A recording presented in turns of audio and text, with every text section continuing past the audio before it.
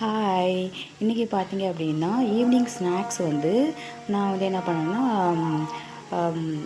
அது egg bread ஒன்றும், அதுக்கப்புறம் பார்த்திங்கன்னா சிக்கன் ப்ரெட்டும் நான் செஞ்சுருந்தேன். நல்லா டேஸ்ட்டாக இருந்தது. அது எப்படி செய்யணுன்னா, லைட்டாக வந்துட்டு நம்ம பட்டர் இருந்தால் போட்டுக்கலாம், இல்லைன்னா நெய் இருந்தால் போட்டுக்கலாம்.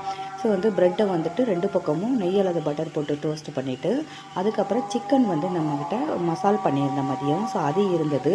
அந்த சிக்கனை வந்து நல்லா கொத்தி எடுத்துட்டு, நல்லா வந்துட்டு கொஞ்சம் நல்லா பேஸ்ட் மாதிரி கொத்தி எடுத்துகிட்டு, அதை வந்து 2 ப்ரெட்டையும் டோஸ்ட் பண்ணிவிட்டு, அது மேலே இதை வச்சு நம்ம கட் பண்ணி நம்ம வந்து சாப்பிட்லாம். அதுக்கப்புறம் பார்த்திங்கன்னா, இந்த எக் ப்ரெட் எப்படி செய்யணும் அப்படின்னா, முட்டையை ஒன்று உடச்சி ஊற்றணும். அதில் வந்து ஒரு தேவையான அளவு 1 ஸ்பூன் வந்துட்டு நான் சீனி போட்டுக்கிட்டேன். அதுக்கப்புறம் பால் தேவையான அளவு நல்லா காய்ச்சின பாலை ஊற்றிக்கிட்டேன்.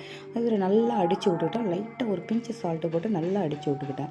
அதில் வந்து நம்ம இந்த எக்கை வந்துட்டு நல்லா 2 பக்கமும் திருப்பி போட்டு எடுத்தோம் அப்படின்னா திருப்பி போட்டு தோசைக்கல்லில் வச்சு நல்லா டோஸ்ட் பண்ணிடணும்.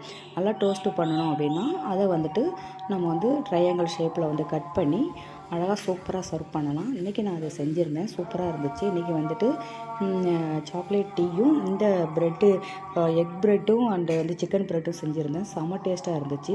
நீங்களும் இந்த மாதிரி செஞ்சு பாருங்கள். இந்த வீடியோ பிடிச்சிருந்தால் லைக் பண்ணுங்கள், ஷேர் பண்ணுங்கள், சப்ஸ்கிரைப் பண்ணுங்கள், கமெண்ட் பண்ணுங்கள். தேங்க்ஸ்.